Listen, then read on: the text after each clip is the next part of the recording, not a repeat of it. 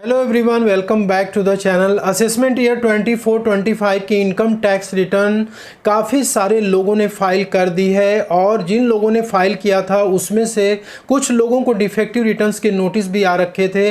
लोगों ने defective ITR की रिप्लाई सबमिट की, कुछ लोगों ने अपनी आईटीआर को रिवाइज भी की। तो दोस्तों, आईटीआर चाहे ओरिजिनल हो आपकी या फिर डिफेक्टिव रिटर्न्स की नोटिस की रिप्लाई में आपने उसको रिवाइज किया हो या उसकी प्रॉपर आपने रिप्लाई सबमिट की हो, इन दोनों ही केसेस में अभी तक लोगों की इनकम टैक्स रिटर्न प्रोसेस नहीं हुई है, जिसकी वजह से काफ़ी सारे लोगों के जो रिफंड है अभी तक अटके हुए हैं। तो दोस्तों, आज की वीडियो में कुछ पॉइंट्स को हम डिस्कस करेंगे, जिसमें कि हम बताएंगे कि आप कैसे अपने आईटीआर की प्रोसेसिंग को चेक कर सकते हैं ऑनलाइन, और साथ में आप रिफंड को भी चेक कर सकते हैं। और दोस्तों, यदि आपकी आईटीआर प्रोसेस नहीं हो रही है या फिर रिफंड आपको इशू नहीं हुआ है तो आप क्या क्या स्टेप्स ले सकते हैं, इस वीडियो में आपको कंप्लीटली पूरी बातों को हम डिस्कस करने वाले हैं।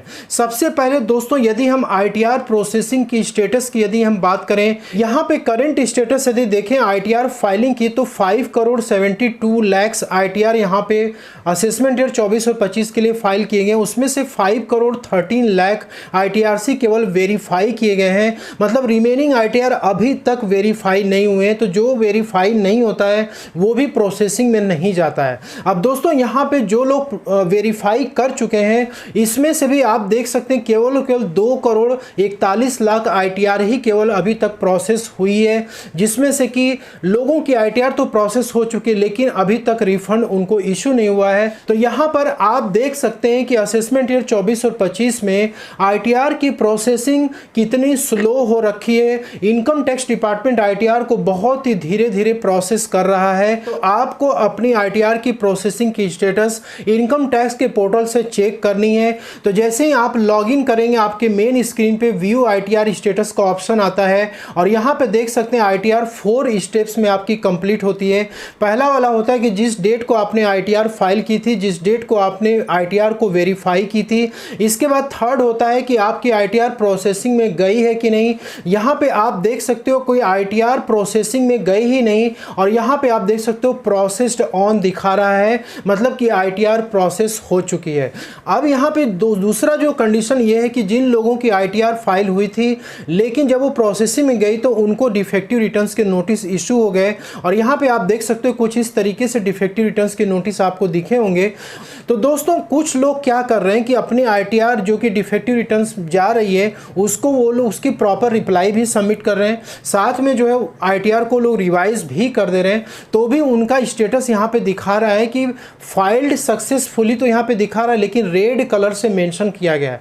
तो फिर आपको यहाँ पर घबराने की कोई ज़रूरत नहीं है। यहाँ पे देख सकते हैं कि आईटीआर फाइल हुई, ई वेरीफाई हुई, फिर इसके बाद ये चली गई डिफेक्टिव रिटर्न्स के नोटिस के केस में चली गई, और इसके बाद प्रोसेसिंग अभी पेंडिंग है और यहाँ पे प्रोसेस्ड ऑन भी पेंडिंग है। तो यदि आपने इसको प्रॉपर तरीके से सबमिट कर दिया तो आपको वेट करना है। ऐसा नहीं है कि आपको यहाँ पे रेड दिखा रहा है तो आपको बार बार अपनी आईटीआर को रिवाइज करनी, बार बार इसकी रिप्लाई आपको सबमिट करनी है। यहाँ पे आप स्टेटस को चेक कर लीजिए, देख लीजिए क्या है। यदि प्रोसेसिंग में गया है तो वो प्रोसेस आपका जरूर हो जाएगा।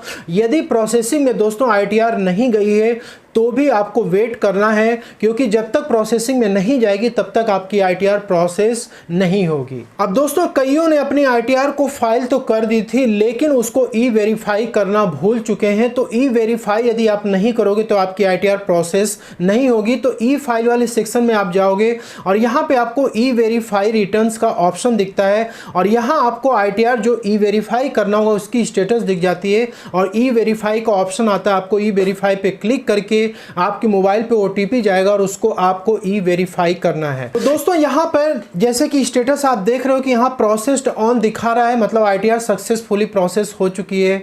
तो बैंक में रिफंड कब आएगा, इसको आपको चेक करने के लिए ई फाइल वाले सेक्शन में जाना है। Income tax return, view file income tax return पे आपको क्लिक करना है।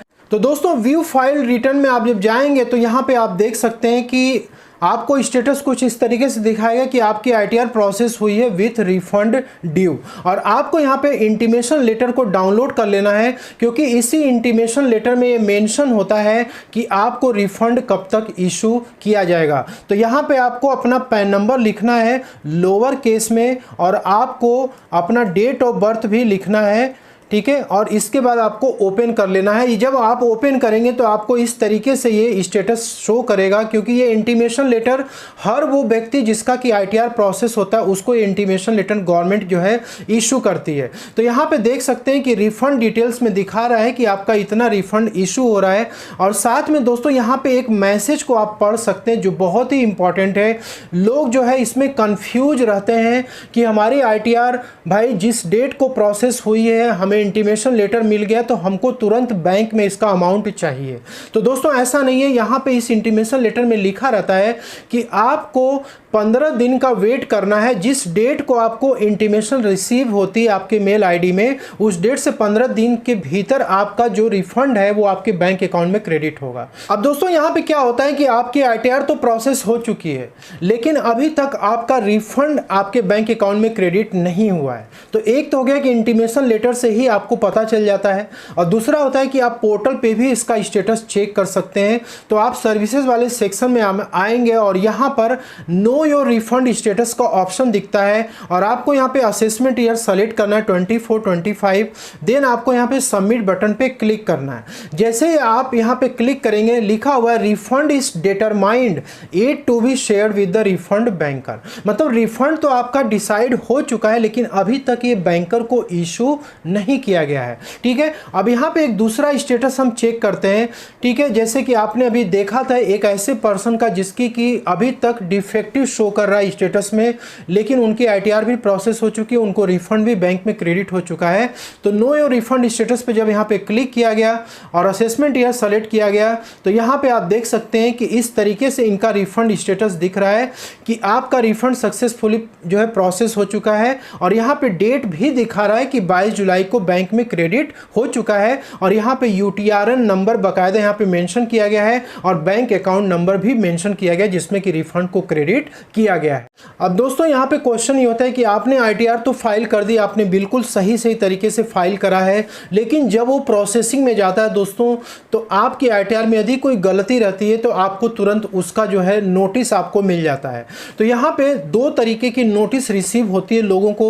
सबसे पहली जो नोटिस रिसीव होती है वो होती है डिफेक्टिव रिटर्न्स की नोटिस। तो आपको डिफेक्टिव रिटर्न्स की नोटिस चेक करनी है। यहाँ पे डिपार्टमेंट आपको प्रॉपर तरीके से बताता है कि आपकी ITR में क्या गलती हो रखी है, उसको आपको करेक्ट करना है। तो आप पेंडिंग एक्शन में आएंगे, यहाँ पे ई प्रोसीडिंग्स पे आपको क्लिक करना है। जैसे आप क्लिक करेंगे दोस्तों तो यहाँ पर आपको देख सकते हैं कि इस तरीके की नोटिस आपको दिखती है, और यहाँ पे आपको रिप्लाई सबमिट करने के लिए बोला जाता है। और दूसरा दोस्तों ये होता है कि आपकी ITR जब प्रोसेसिंग में जाती है, यदि आपने फेक तरीके से कोई भी डिडक्शंस या एग्जेम्पशंस यदि आपने क्लेम किया होगा अपने ITR में, तो डिपार्टमेंट उसके लिए भी आपको जो है पहले से चिताता है कि भाई आपने फेक तरीके से डिडक्शन क्लेम किया, आप उसको सही कर लीजिए, उसको रिवाइज कर लीजिए। इसके बाद दोस्तों आपको जो दूसरा नोटिस रिसीव होता है कि आपने अपने ITR में फेक डिडक्शन क्लेम किया असेसमेंट ईयर 24 और 25 में, उसके लिए भी डिपार्टमेंट आपको नोटिस जारी कर सकता है। तो ई प्रोसीडिंग्स में जब आप आएंगे तो यहाँ पर आपको नोटिस दिख जाती है। ठीक है, एडजस्टमेंट अंडर सेक्शन 143(1)(a) 143(1) में आपको इंटीमेशन लेटर मिलता है यदि आपकी ITR सही तरीके से प्रोसेस हो जाती है।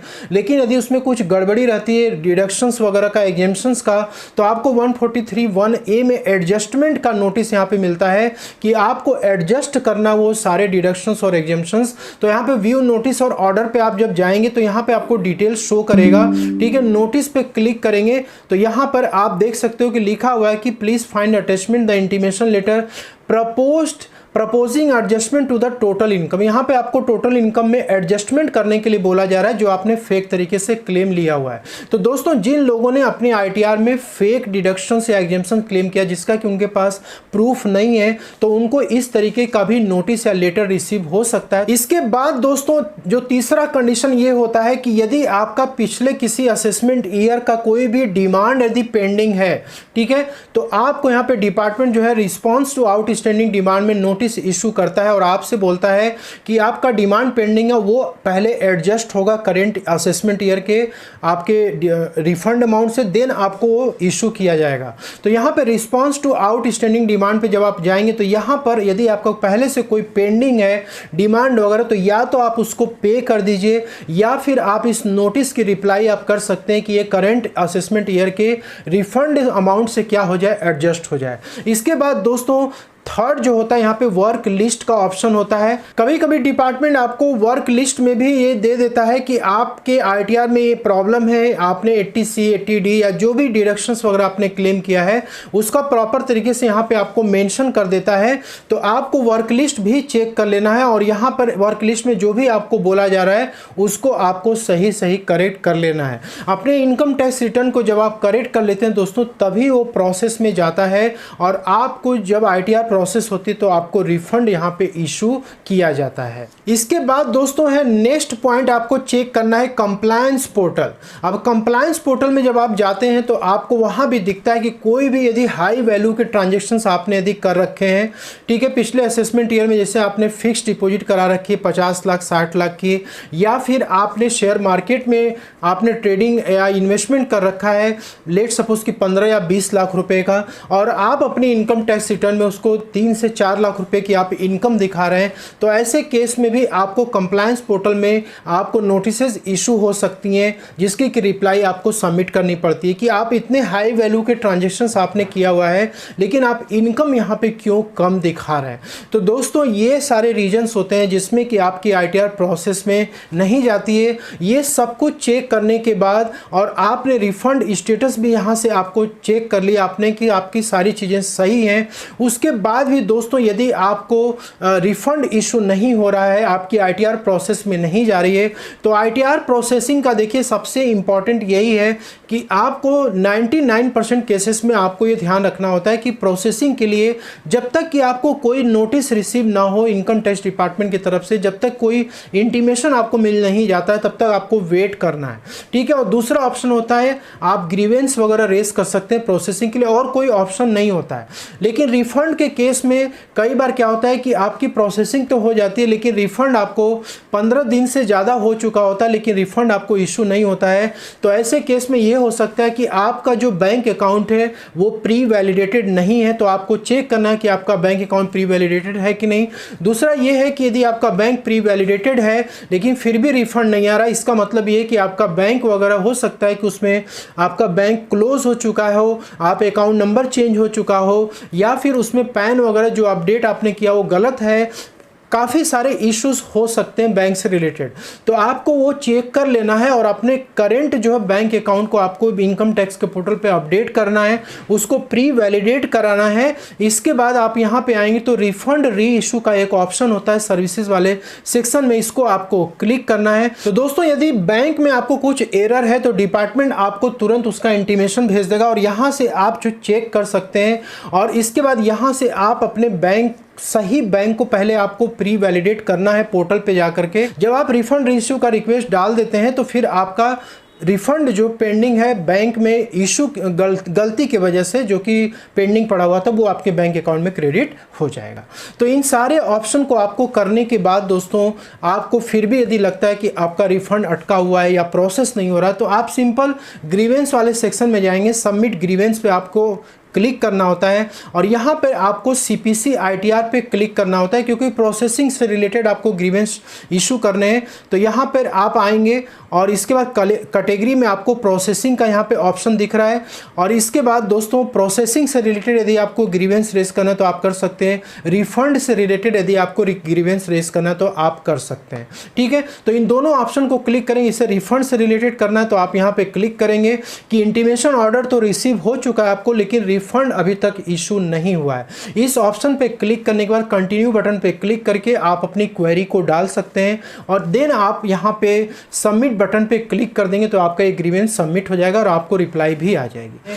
तो 99% केसेस में मेरा ये मानना होता है कि आपको वेट के सिवा कुछ नहीं है, आपको वेट करना है जब तक कि कोई वहाँ से रिप्लाई नहीं आता है तब तक आपको वेट करना है। तो hope you like this video में दी गई जानकारी आपको पसंद आएगी। मिलते हैं नेक्स्ट वीडियो, तब तक के लिए जय हिंद जय भारत।